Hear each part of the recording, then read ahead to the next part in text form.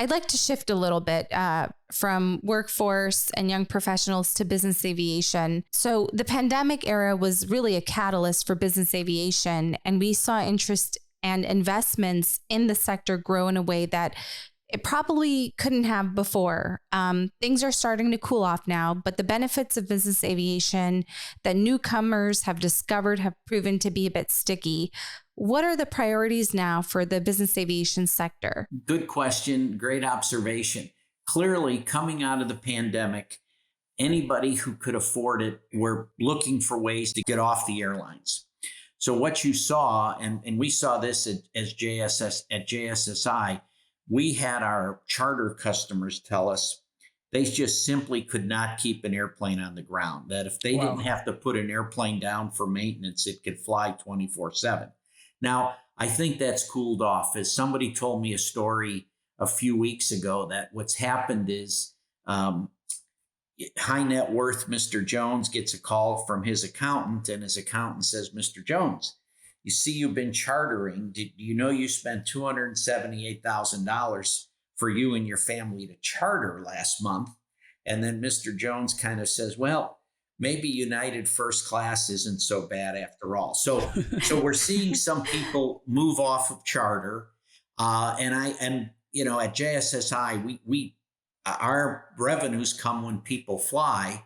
And I do see that if you look at Argus and some of our numbers and the other numbers, flying is off a little. It's kind of come down, but it's still above 2019 levels, which is very encouraging.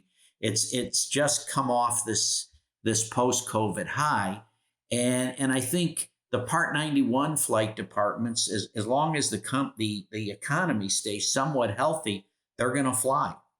I read something today in Corporate Jet Investor where they were quoting people from Boeing's business jet program, Airbus's business jet program, as well as Gulfstream and Bombardier. And the demand for large cabin, ultra long range aircraft remains high. Wow. So I think, and you know, the resellers, and again, we had two great resellers speak yesterday.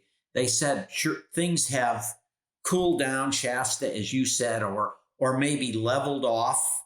That craziness where people were buying airplanes without a pre-purchase inspection, kind of the same way in certain markets in the United States, people were buying a home without an inspection. Yeah.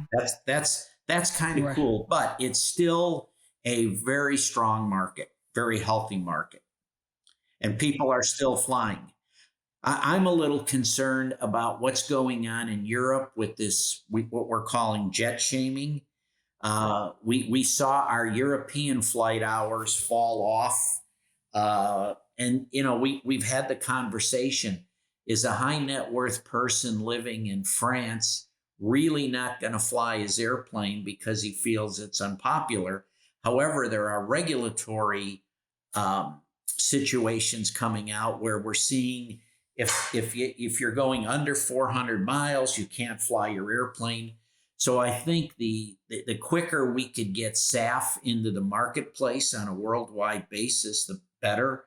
And just a shout out for our own company, if I may, but we've got a program in place with AvFuel where our customers could come to us, and if they're flying to a given city on a given day, we hook them up with AvFuel to see where they can buy SAF.